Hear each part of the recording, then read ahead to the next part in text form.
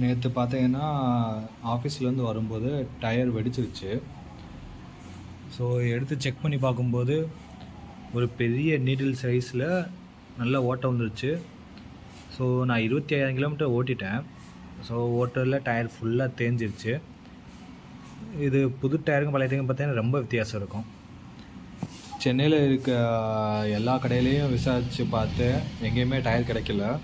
So MRF tyre இருக்குது, ஆனால் இது பார்த்திங்கன்னா ஆன்லைனில் மட்டும்தான் இருக்குது. அந்த ஆன்லைனில் மட்டும்தான் பர்ச்சேஸ் பண்ண முடியும். ரீட்டெயிலுக்கு இன்னும் வரல நாங்கள் எம்ஆர்எஃப் ஷோரூமில். ஸோ அதனால் கடைசியில் எனக்கு ஒரு ரைடர் மூலமாக கான்டாக்ட் கிடச்சிச்சு.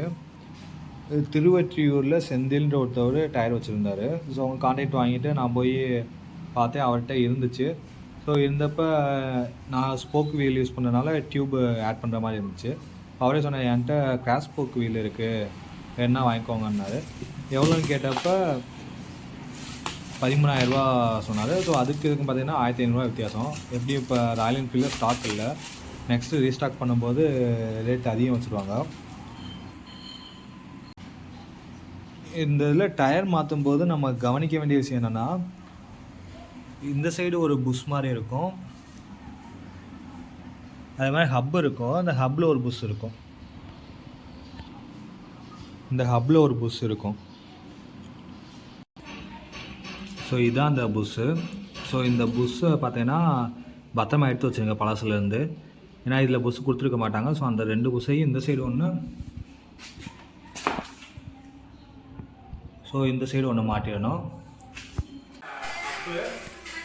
ஸோ ஹப்பு இதில் பார்த்தீங்கன்னா நம்மளுக்கு செயின் பாக்கெட் வரும்.